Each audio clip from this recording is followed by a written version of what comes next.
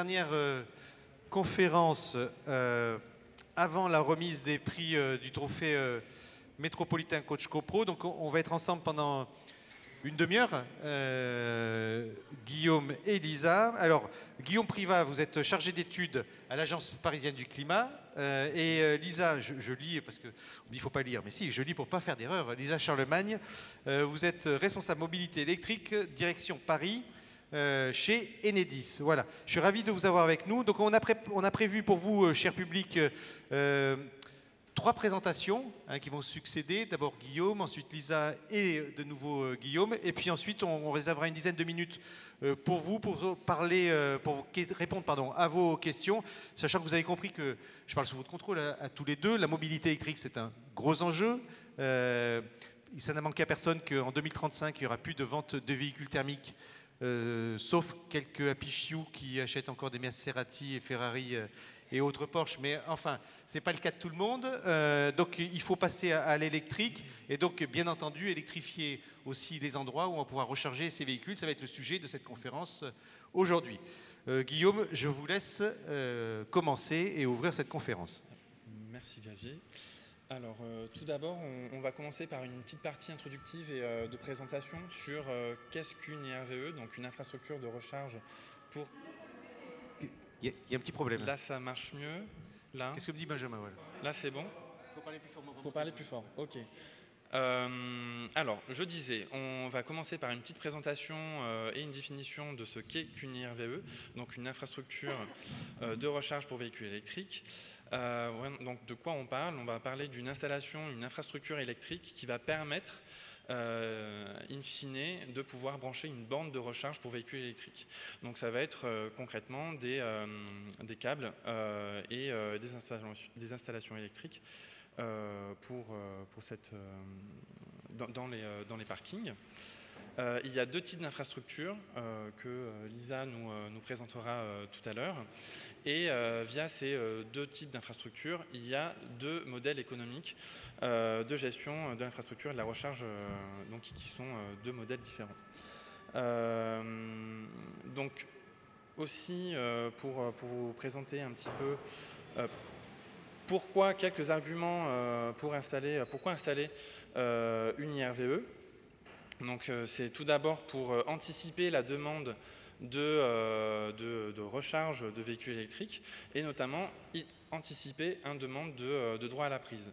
Le droit à la prise, c'est toute personne qui occupe une copropriété a un droit à la prise, donc peut demander à avoir une borne de recharge qui soit installée sur sa place de stationnement, que ce soit un locataire ou un copropriétaire. Et donc, pour anticiper ces demandes-là en copropriété, l'idée, c'est d'installer une infrastructure qui me permettrait à chaque place de stationnement d'équiper une borne de recharge.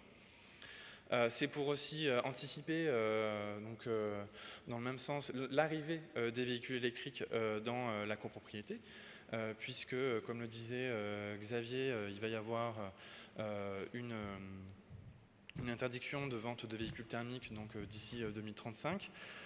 Mais aussi, de toute façon, la mobilité électrique est un sujet qui commence à se développer, et notamment dans les grandes villes. Un autre point, on va recharger nos véhicules là où on habite. On va plus se déplacer pour aller en station pour faire le plein. Là, typiquement, le plein se fera chez soi, donc d'où l'intérêt d'avoir une infrastructure de recharge qui permette d'installer une borne de recharge. Et enfin, un dernier argument, c'est l'amélioration des parkings des copropriétés et notamment permettre l'électrification de certains parkings qui, à la base, ne le seraient pas. Donc, ça peut être un avantage en plus d'installer une infrastructure qui permette l'électrification de ces stationnements. Quelques éléments de principe sur le parcours de comment on installe une IRVE. Tout d'abord, il y a une première étape pour les copropriétaires, c'est d'évaluer le besoin, de savoir est-ce qu'il va y avoir des copropriétaires qui vont, dans très peu de temps, à court terme, vouloir un véhicule électrique. Donc là, il y a une petite évaluation, en fait, c'est des discussions à avoir entre copropriétaires. Mais aussi évaluer le besoin si à moyen terme, il va y avoir des personnes qui vont avoir un véhicule électrique ou plusieurs. Donc l'idée c'est de pouvoir évaluer si c'est tout le parking ou une partie du parking qui sera connectée à cette infrastructure. Ensuite, comme je disais, il y a deux grands modèles d'infrastructures et qui vont avoir chacun un modèle de gestion différent, notamment de gestion de la recharge. Là, ça va être un choix, la copropriété va devoir faire un choix sur ce modèle. Et notamment, là, c'est plutôt contacter les professionnels de l'IRVE. Et pour faire très simple, ce sera soit Enedis, soit un opérateur de solutions de recharge. Enfin, toute une préparation au sein de la copropriété pour pouvoir embarquer la copropriété et notamment préparer son assemblée générale. Donc c'est comme tout projet finalement en copropriété, il y a vraiment une étude en amont et après se lancer dans l'aspect décisionnel de la copropriété. Et notamment le vote du projet qui se fait à la majorité de l'article 25, donc la majorité absolue. Donc je vais laisser Lisa faire la présentation des modèles d'infrastructure.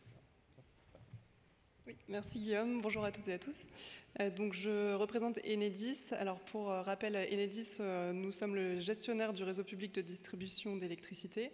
Nous couvrons 95% du territoire français et à ce titre, nous intervenons sur les deux solutions d'infrastructure de recharge que je vais vous présenter.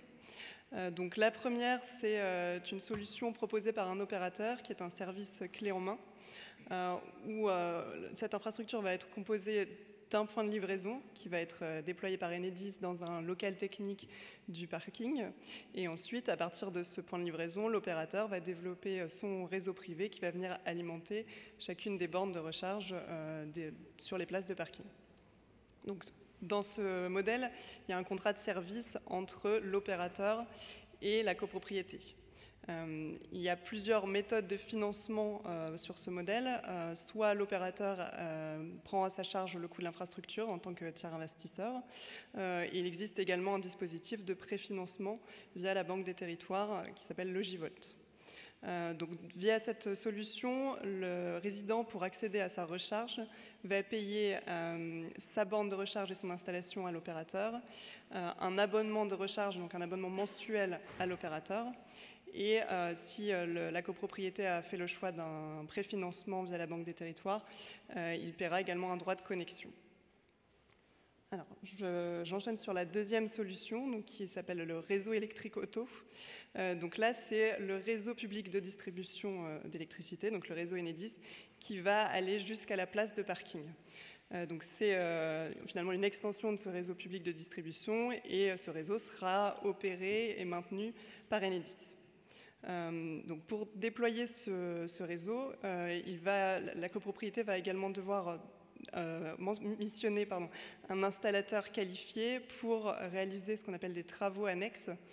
Donc ça consiste notamment à des travaux de percement par exemple et également des travaux de mise à la terre de l'installation qui sont nécessaires pour la sécurité des biens et des personnes.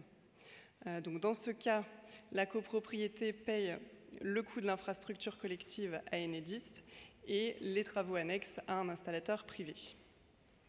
Pour accéder à sa recharge, le résident va payer le coût de la dérivation individuelle à Enedis. Donc, c'est-à-dire que Enedis déploie l'infrastructure collective, c'est-à-dire le câble qui va traverser le parking. Et ensuite, chaque copropriétaire va demander une dérivation individuelle, c'est-à-dire un câble qui partira de cette infrastructure collective pour aller alimenter sa place et sur laquelle on va poser un compteur d'électricité. Donc, il va payer ce coût de la dérivation individuelle. Et ensuite, il va, derrière le compteur, faire le choix d'installer une prise ou une borne de recharge. Donc pour cela, il va missionner un installateur et il paiera son contrat de fourniture d'électricité auprès de son fournisseur d'énergie. Alors, il y a un dispositif qui a été voté dans la loi Climat et Résilience, qui est un dispositif de préfinancement. Donc vous avez peut-être entendu parler. Donc c'est un dispositif qui concerne le réseau électrique auto, dont le but est qu'il n'y ait pas de reste à charge pour la copropriété. Donc ce dispositif va être bientôt mis en place moyennant des arrêtés d'application qui doivent paraître prochainement. Donc avec ce dispositif, on aura une convention qui sera mise en place entre la copropriété et Enedis pour une durée de 20 ans, qui permettra donc à ce que Enedis avance le coût de l'infrastructure collective. Ensuite, chaque résident qui souhaite déployer une borne de recharge ou une prise de recharge sur sa place va payer donc, le coût de la dérivation individuelle dont je parlais précédemment, ainsi qu'une quote-part de l'infrastructure collective. Le délai de réalisation des travaux dans le cadre de ce dispositif est encadré. Il sera de 6 mois maximum entre le vote en AG et la mise en place effective de ce réseau électrique auto. Et pour ce qui concerne les travaux annexes qui sont actuellement réalisés par un installateur, la copropriété peut également demander à Enedis la délégation sur ces travaux annexes qui seront dans ce cas intégrés également dans le préfinancement. Donc je vais laisser la parole à Guillaume pour vous présenter des exemples de solutions. Donc, quelques exemples en photo et pour donner un peu des éléments concrets sur les deux infrastructures, et notamment, donc là c'est la première, c'est la solution opérateur privé. Donc vous avez 3 éléments à l'écran, notamment le premier point, c'est le point de livraison dédié à l'infrastructure qui va permettre la recharge de véhicules. Donc en somme, c'est un compteur Linky et un tableau électrique. Et qui va être connecté à un compteur électrique intermédiaire qui va distribuer l'ensemble des infrastructures, de l'installation au niveau des parkings. Et concrètement, finalement, une infrastructure, une IRVE, ça se concrétise avec des tableaux électriques, un compteur et une circulation de câbles qui va s'acheminer jusqu'au stationnement. Un deuxième exemple, c'est la solution réseau électrique auto. Donc là, ça va être l'installation d'une nouvelle colonne électrique dans la copropriété. Et donc c'est une installation un peu plus lourde au début, donc avec l'arrivée d'une colonne électrique, là comme vous le voyez à gauche. Pareil, une distribution de l'ensemble de ce réseau. Et à l'arrivée, c'est sur le stationnement que l'on va avoir le compteur et le tableau, ainsi que la borne de recharge. En l'occurrence, là, c'est un parking qui disposait d'une borne de recharge et d'une prise qui permettait à la fois de recharger un véhicule électrique et un vélo électrique. Donc, pour vous donner des éléments un peu concrets, visuels, donc c'est des infrastructures un peu plus qui se voient moins qu'une rénovation énergétique, par exemple. Donc voilà. Tout à fait. C'est l'ensemble des câbles qui arrivaient au pied de l'immeuble. Enfin, une dernière partie pour vous donner quelques éléments sur les aides financières qui existent pour installer une IRVE. Donc il y a un premier type d'aide financière, c'est pour l'infrastructure électrique. Vous avez le programme Advenir, qui est un programme C2E, donc de certificat d'économie d'énergie, et qui distribue des primes pour l'infrastructure électrique. La prime principale, c'est pour l'infrastructure collective, donc qui est de 50% du montant hors taxe, et qui est plafonnée à 8 000 € jusqu'à 100 places de parking. Et au-delà de 100 places, la prime est augmentée de 75 €. À cela s'ajoute une prime complémentaire si besoin. En fait, on peut avoir des travaux de déplacement des réseaux, notamment sur une copropriété qui disposerait d'un parking à l'extérieur. Donc on pourrait avoir des travaux de chaussée, terrassement à faire à l'intérieur de la copropriété. Et là, vous avez une prime en plus qui est également de 50% du montant et plafonnée à 3 000 € par copropriété. Donc, cette première aide financière va pouvoir financer l'ensemble des travaux qui vont être payés par l'ensemble des copropriétaires. Donc c'est vraiment exclusivement l'infrastructure collective.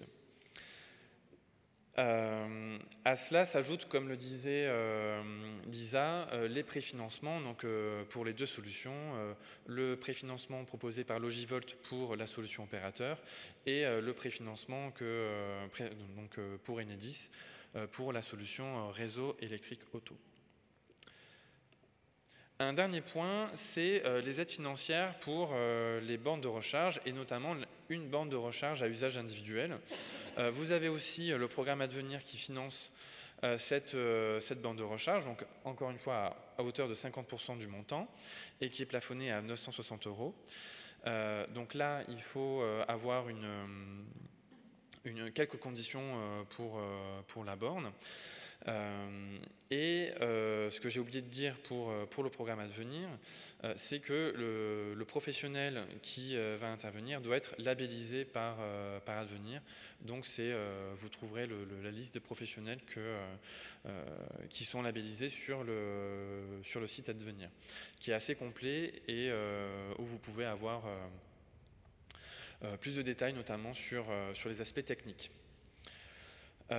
Et enfin, donc pour la borne de recharge, vous avez aussi un crédit d'impôt, donc plafonné à 300 € et qui est à hauteur de 75% du montant, et qui comprend à la fois la fourniture de la borne et aussi la pose de cette borne.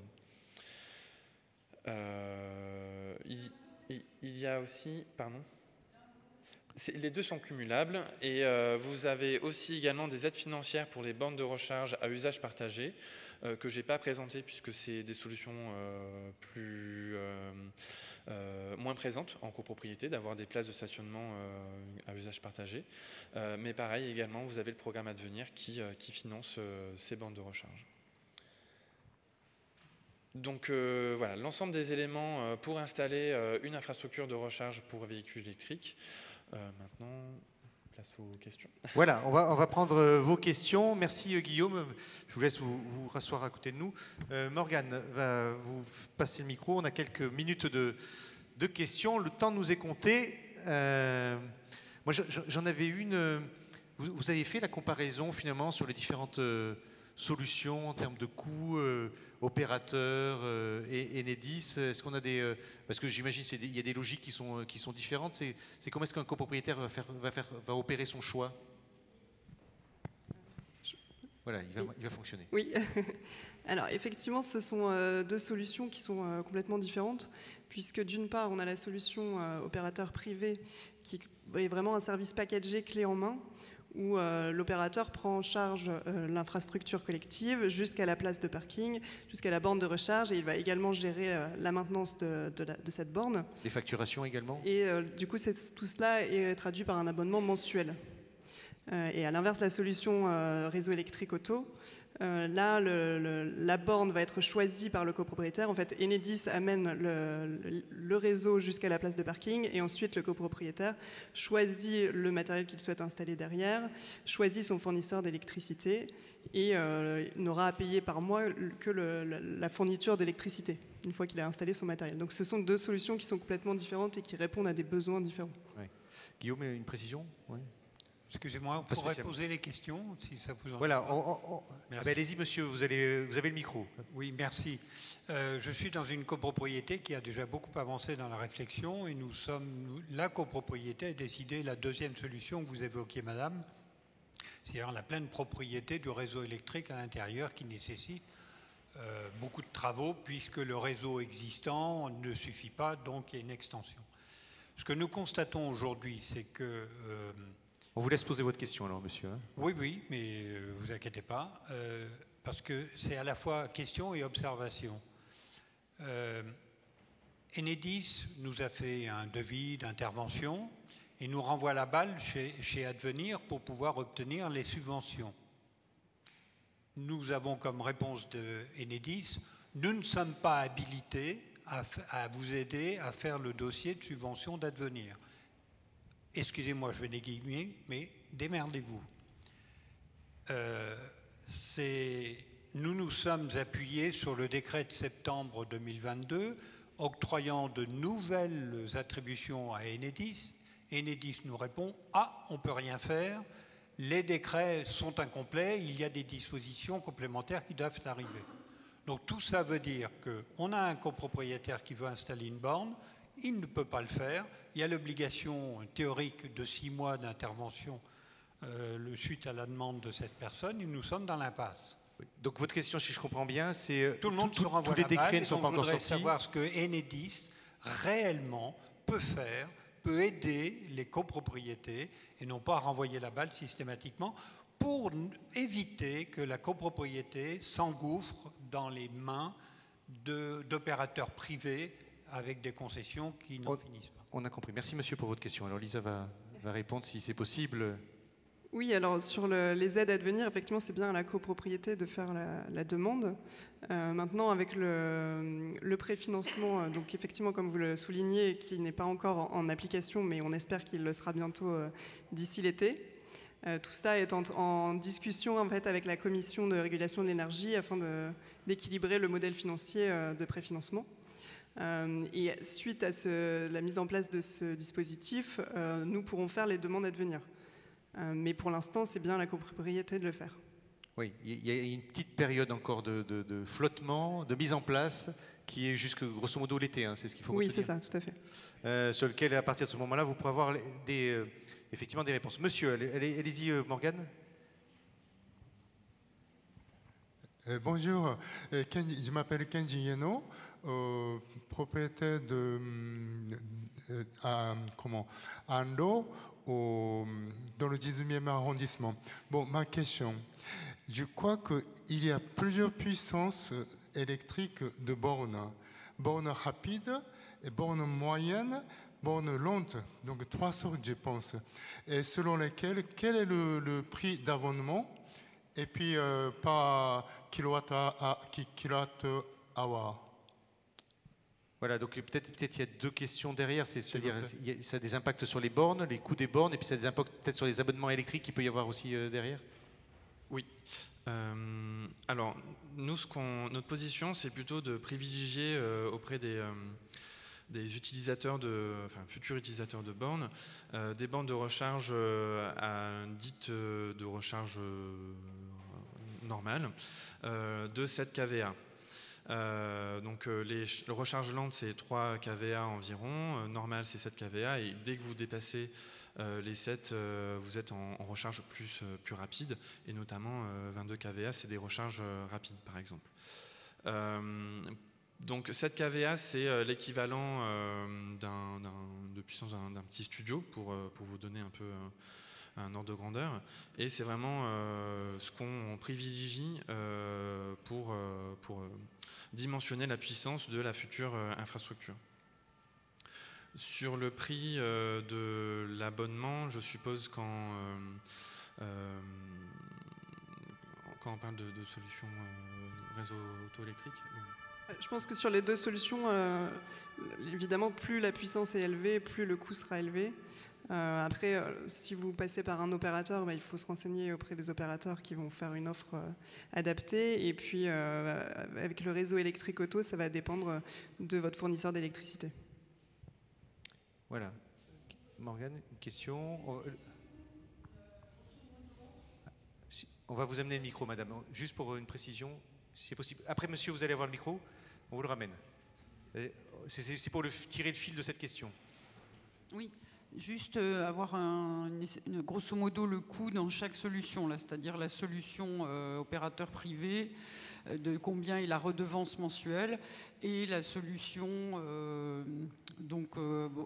avec Enedis. Qu'on a une petite idée quand même de ce que ça représente. Merci.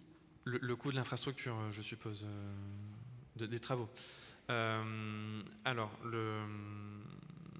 on a du mal un peu à estimer aujourd'hui, parce que par manque de retour d'expérience, d'autant plus qu'à Paris, il y a une aide financière qui n'existe plus, ce qui fait qu'on est sur des coûts un peu plus élevés. Mais il faut compter, c'est un ordre de grandeur, encore une fois, quelques centaines d'euros, je dirais 300 € par parking, pour pouvoir uniquement l'infrastructure. Après, vous avez les coûts annexes d'ouverture de compteurs, par exemple, si vous êtes dans le cas du réseau électrique auto, mais aussi le coût de la borne et le prix de l'abonnement in fine. Voilà, une autre question, monsieur? Oui, bonjour. Moi, j'ai une question sur le réseau électrique auto, notamment sur la puissance maximum disponible. On prééquipe à 100% le parking, mais côté réseau d'Enedis derrière, comment vous êtes en capacité d'estimer la puissance qui sera nécessaire, notamment que ce soit dans le préfinancement ou même sur l'offre classique? Est-ce que demain, si 100% sera rechargé, est-ce que vous allez devoir refaire le réseau? Est-ce qu'il sera à la charge de la copropriété ou Enedis prendra en charge ces travaux? Et j'ai une autre question en parallèle, excusez-moi, en même temps. Parce que quand on met le compteur Linky dans la place de copropriété, est-ce qu'il sera possible par la suite de joindre, on va dire, les deux contrats techniquement entre le logement et le parking? J'ai eu écho qu'il était faisable techniquement, mais que maintenant, il y a peut-être juridiquement des choses à mettre en place. Merci. Oui, merci pour ces questions. Alors, pour la première question du dimensionnement, effectivement, on prééquipe 100% des places. Ensuite, on s'adapte à la demande initiale de la copropriété. Donc, si la copropriété souhaite équiper l'ensemble de ses places dès le départ, évidemment, on va dimensionner la colonne de façon à le faire. Si ce n'est pas le cas, effectivement, il est possible que dans 5 ou 10 ans, on doive revenir pour faire des travaux qui permettent d'alimenter l'ensemble des places au fur et à mesure des demandes. Et ces travaux seront à la charge de... Alors ça, c'est encore en cours de définition. Ça fait partie justement de l'arrêté d'application qui doit apparaître bientôt. Là, ce sera à la charge de la copropriété. Oui. Oui. Et sur la deuxième question, oui. Pardon, oui, sur le fait de regrouper les contrats, oui, effectivement, c'est un sujet qu'on instruit avec nos partenaires et dont les fournisseurs d'énergie vont se saisir. Oui. Guillaume, comme on arrive au terme de cette conférence, s'il y a des questions, vous avez une cellule spécialisée là, au niveau de l'Agence parisienne du climat? Alors oui, au niveau de l'APC, de l'Agence parisienne du climat, vous pouvez directement soit poser vos questions auprès de notre permanence Info Conseil. Sinon, si vous êtes inscrit sur Coach CoPro, vous pouvez directement poser vos questions auprès de votre accompagnateur ou accompagnatrice sur Coach CoPro. Voilà, on peut les applaudir. Merci à eux pour cette présentation sur laquelle on avait juste une demi-heure et on comprend votre frustration. Merci Lisa, merci Guillaume.